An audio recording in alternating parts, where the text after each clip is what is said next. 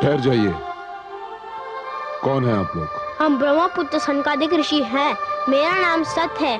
यह है सनंदन, सनत और शौनक। अपने आने का उद्देश्य बताइए। प्रभु के द्वार पर आने का उद्देश्य प्रभु के दर्शन की इच्छा के अतिरिक्त और क्या हो सकता है द्वारपालो?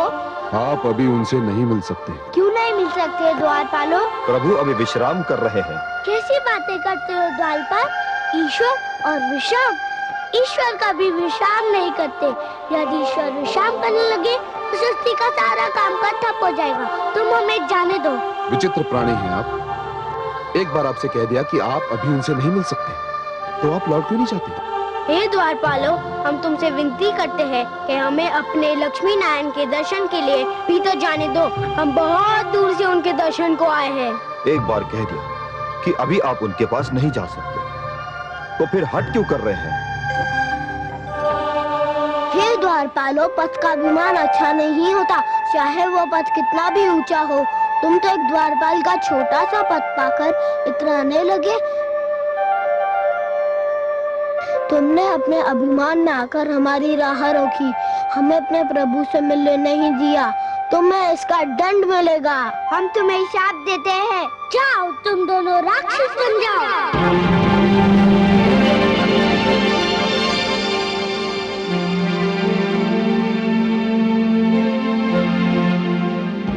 हे ऋषिगण, विष्णु लोक में आपका स्वागत है। हे प्रभु, इन ऋषियों ने हमें श्राप दे दिया। हम तो केवल अपने कर्तव्य का पालन कर रहे थे प्रभु। कर्तव्य पालन? कर्तव्य पालन का अर्थ यह तो नहीं कि आप मेरे और मेरे भक्तों के बीच दीवार बन जाएं।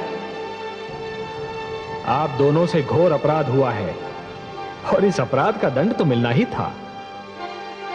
हे जय, हे विजय, जिस प्रकार वृक्ष और उसकी जड़ का नाता कोई नहीं तोड़ सकता, उसी प्रकार मेरे और मेरे दर्शनाभिलाषी के बीच कोई नहीं आ सकता।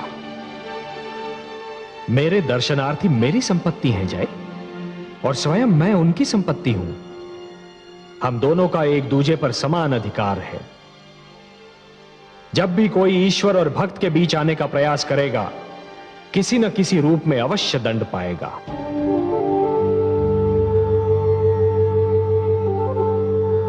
हे ऋषिगण, आपको विष्णु लोक में जो कष्ट हुआ, उसके लिए मैं स्वयं आपसे क्षमा मांगता हूं। हम धन्य हो गए प्रभु, आपके दर्शन हुए, हमारा जीवन सफल हो गया। हमारे जीवन का तो एक ही उद्देश्य है, आपकी आराधना और उपासना। आपको देखा तो हमारे नेत्रों की तृप्ति हो गई। प्रभु, उनसे कहिए कि मैं क्षमा कर दें। हे सर्वेश्वर, हमें इनके शाप से मुक्ति दिलाइए। नहीं विजय, यह नहीं हो सकता। ऋषि का शाप धनुष से निकला हुआ बाण होता है। उसे न रोका जा सकता है और ना ही वो लौट सकता है। हे ऋषिगण, मैं आपसे यह तो नहीं कह सकता कि आप इन दोनों को अपने श्राप से मुक्त कर दीजिए। इन मूर्खों से जो भूल हुई है उसके लिए वो दंड के पात्र तो हैं, पर इन्हें यह तो बताइए कि इन्हें यह दंड कब तक भोगना होगा। क्या आपके श्राप से मुक्ति पाने का कोई मार्ग नहीं है? हाँ है। हे सर्वेश्वर, हमारे शाप से मुक्ति पाने का एक ही मार्ग है। आपके द्वारपाल जय और विजय को हमारे शाप के कारण 3 बार राक्षस योनि में जन्म लेना होगा और तीनों बार आपसे वैर करना होगा, और वो तीनों जन्मों में आपके हाथों मृत्यु प्राप्त करनी होगी। पहले जन्म में जय और विजय हिरण्याक्ष और हिरण्यकशिपु बनकर जन्मेंगे और आपके हाथों मर जाएंगे। जय और विजय कुंभकर्ण रावण के रूप में आएंगे और आपके राम अवतार द्वारा मृत्यु लोक में भेजे जाएंगे। तीसरे जन्म में यह दोनों कंस और शिशुपाल बनकर आएंगे और श्री कृष्ण के हाथों मरेंगे। बस इसके उपरांत इनकी मुक्ति हो जाएगी। हे सर्वेश्वर, आपकी जय हो, जय हो। हे त्रिलोकीनाथ, आपको कोटि कोटि प्रणाम। हे ऋषिगण, आपका श्राप हमारे सिर माथे पर। हम आपका श्राप सिर झुकाकर स्वीकार करते हैं। और मुक्ति मार्ग की खोज में निकलते हैं।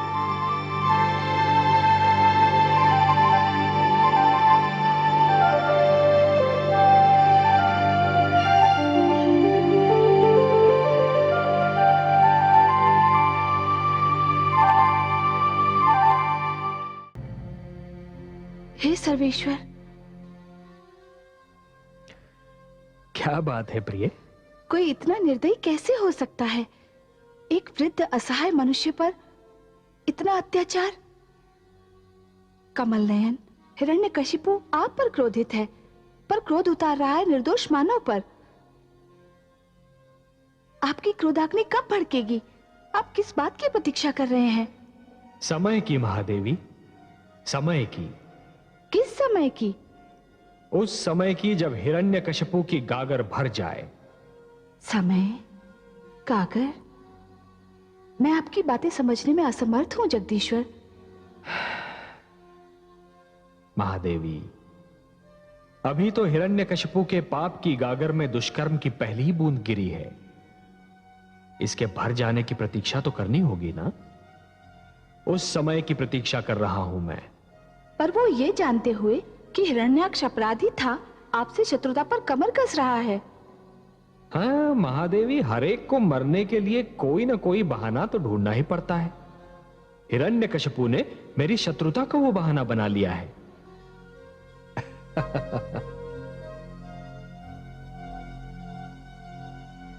हे कमल नयन, ये तो बड़ा अनर्थ हो रहा है। माना कि असुर हिरण्यकशिपु मानसिक संतुलन खो बैठा है। उसने मानव लोक में आतंक फैला रखा है, परंतु इसके उत्तर में किसी बालक से जन्म लेने का अधिकार ही छीन लेना, किसी माता के गर्भ को छलनी कर देना तो घोर अन्याय है, अत्याचार है, नृशंसता है। मैं आपसे सर्वथा सहमत हूं महादेवी। अत्याचार का उत्तर अत्याचार से देना बिल्कुल वैसा ही है जैसे अग्नि को अग्नि से बुझाने का प्रयास करना। अत्याचार का दंड अवश्य देना चाहिए, पर केवल अत्याचारी को, पापी को, उसके परिवार के सदस्यों को नहीं।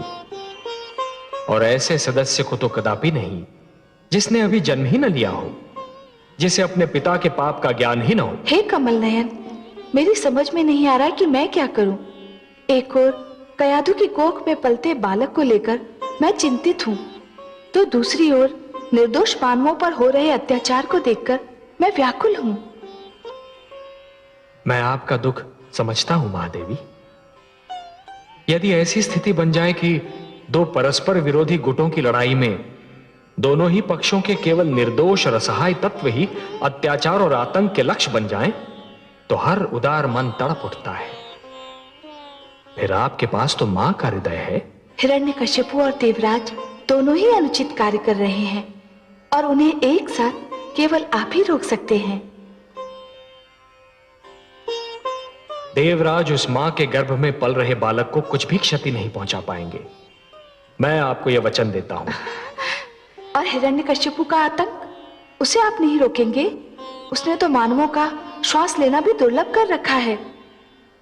हे महादेवी, जिस प्रकार दीपक जिस अंधकार को मिटाता है, वो अंधकार उसी के नीचे जा छुपता है, उसी प्रकार कभी कभी सत्य को असत्य के नीचे और पुण्य को पाप के नीचे ही शरण मिलती है।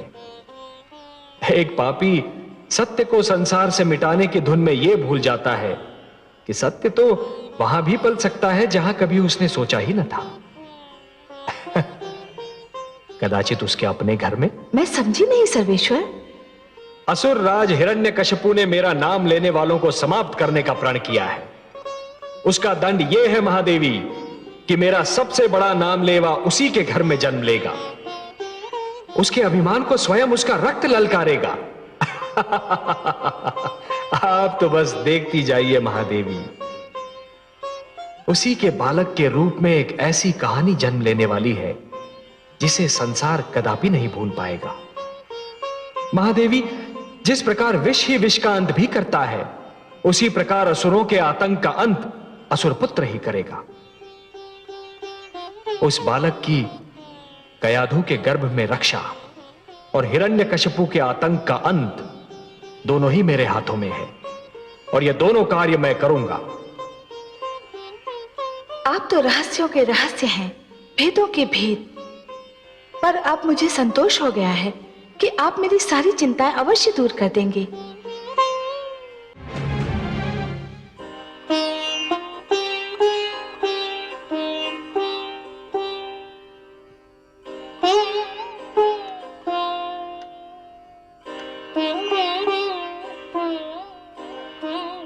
मैं आपका दुख समझ रहा हूं प्रिय।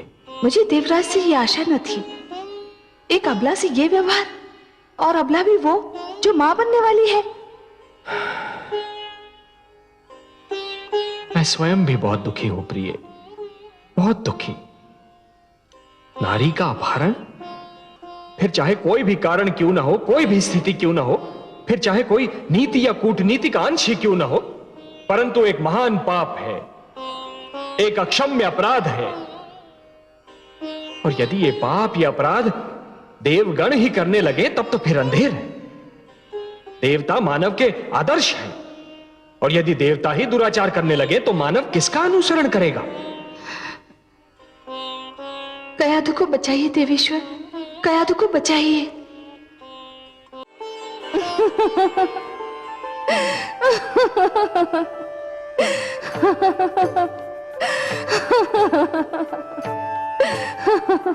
क्या हुआ महादेवी? हे कमल नयन, हमारे देवर्षि तो कयाधु को ऐसे समझा रहे हैं और उसकी इस प्रकार सेवा कर रहे हैं जैसे कि वो बहुत ही अनुभवी और जानकार व्यक्ति हो।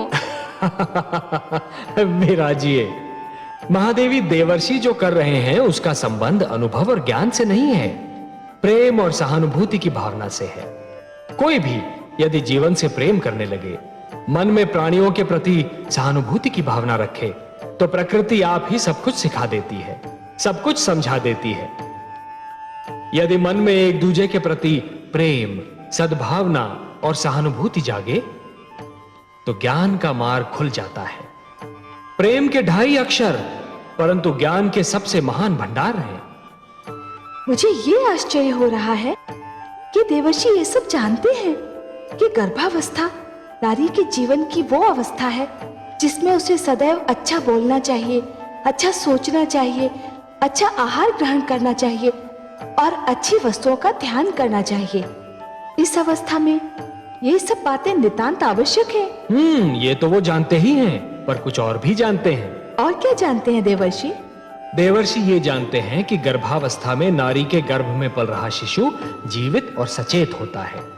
माता जो देखती है, जो सुनती है, शिशु उससे अवगत रहता है, प्रभावित होता है। तभी तो देवर्षि उसे सुंदर सुंदर बातें कह रहे हैं। देखिए ना महादेवी, देवर्षि उसे क्या कह रहे हैं?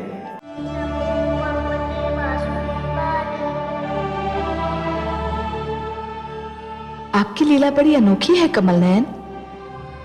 क्यों महादेवी? जो हिरण्यकश्यपु सृष्टि से आपका नाम मिटा देने का दृढ़ संकल्प लिए हैं, उसी का पुत्र संसार में आने से पहले ही अपनी माता के गर्भ में आपके नाम की माला जप रहा है। पुत्र क्या कर रहा है और पिता क्या कर रहा है?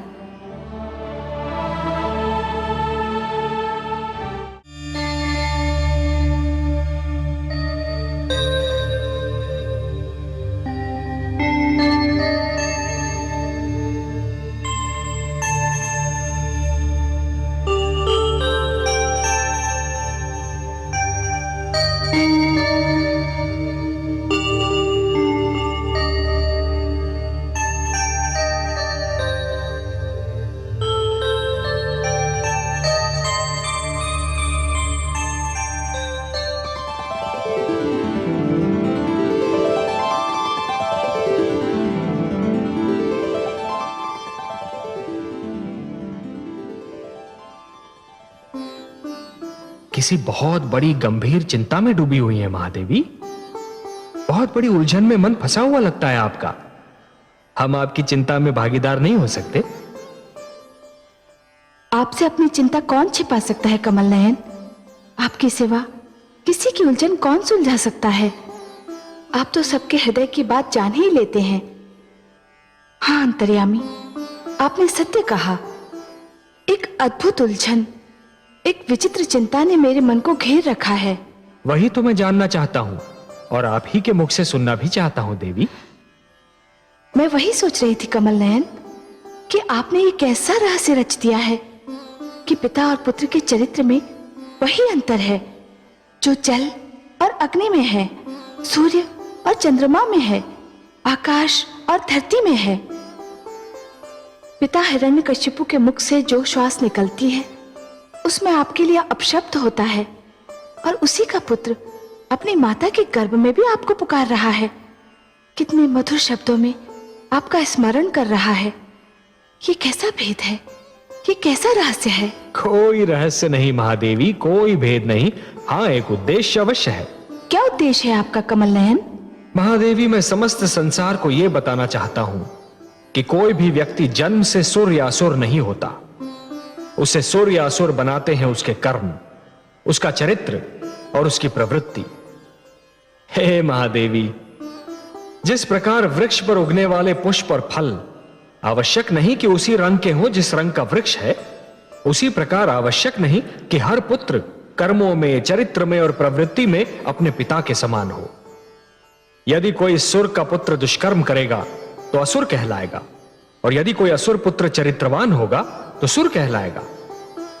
परंतु हे सर्वेश्वर, क्या अच्छा ना होता कि हिरण्यकशिपु का पुत्र किसी देव पुरुष के घर में जन्म लेता? हाँ, तब तो ये एक साधारण घटना बन जाती ना महादेवी। ये कहानी इतनी रुचिकर न बन पाती। एक अच्छा कथाकार अपनी कहानी में ऐसे तत्व लाता है, ऐसे मोड़ लाता है जो असाधारण हो, जो असंभव लगते हो, जिनके विषय में पहले कभी किसी ने सोचा ही ना हो। तभी तो एक अनुपम कथा जन्म लेती है ना। परंतु हे कमल नयन, ये कथा कहाँ जाकर पूरी होगी? यदि कथा का अंत कथा के मध्य में ही ज्ञात हो जाए तो कथा का सारा आनंद ही चला जाता है महादेवी। वो रूखी फीकी हो जाती है। अभी तो कथा का नायक कयाधु के गर्भ में है, उसे जन्म तो ले लेने दीजिए। यदि हिरण्यकशिपु की तपस्या सफल हो गई तो इस शिशु का जीवन दूभर हो जाएगा। कथा का एक अंश है हिरण्यकशिपु की तपस्या, कठोर और सराहनीय तपस्या, और कथा का दूसरा अंश है उसके घर एक ऐसे बालक का जन्म जो इतिहास रचने वाला है। महादेवी, इन दो अंशों में से एक अंश भी ना हो तो यह कथा अधूरी रह जाएगी। आप तो बस समय पर दृष्टि रखिए महादेवी।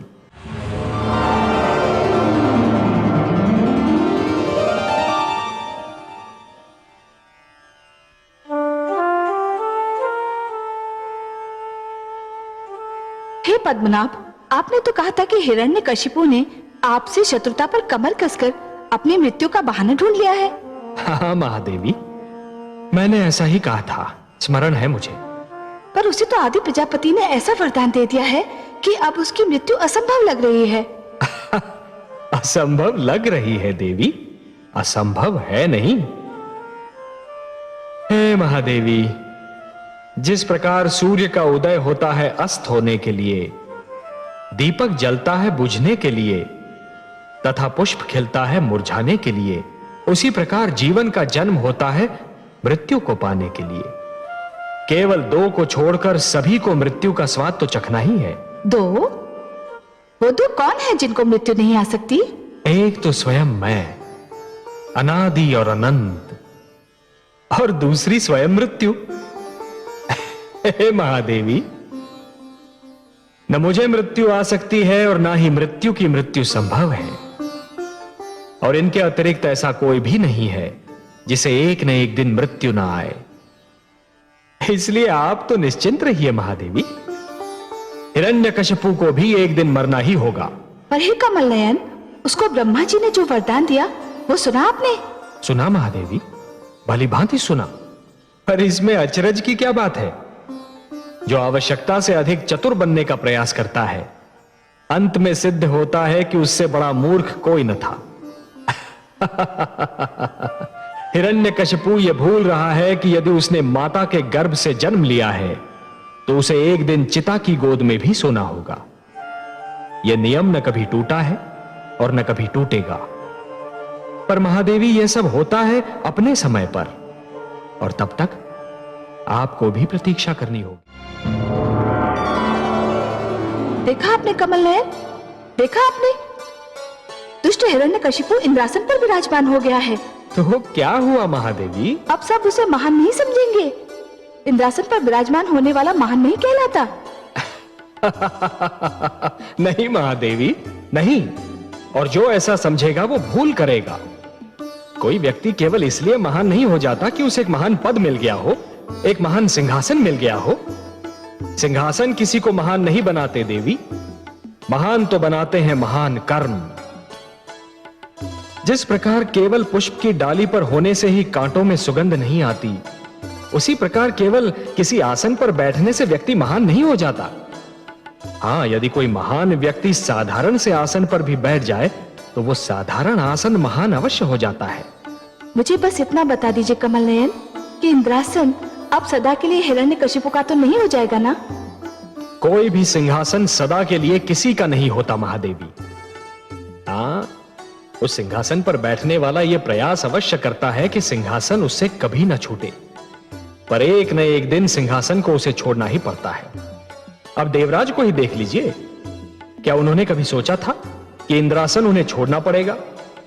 परंतु आज उन्हें विवश होकर, अपमानित होकर इंद्रासन को छोड़ना ही पड़ा।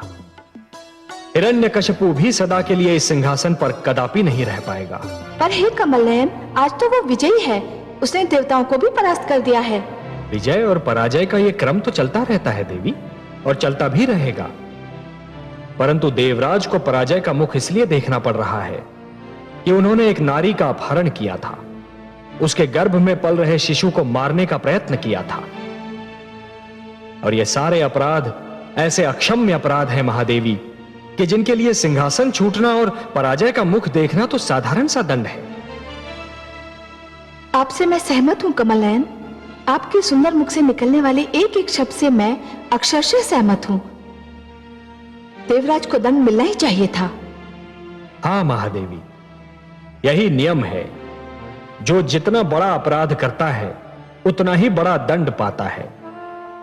इसलिए बुद्धिमान व्यक्ति तो केवल वही है जो कोई भी कार्य करने से पहले एक बार नहीं 100 बार विचार कर ले कि उस कार्य का परिणाम क्या होगा। हे कमल नयन, मैं तो बस इतना ही जानती हूं कि आप जो कहते हैं वही सत्य है और आप जो करते हैं वही उचित होता है।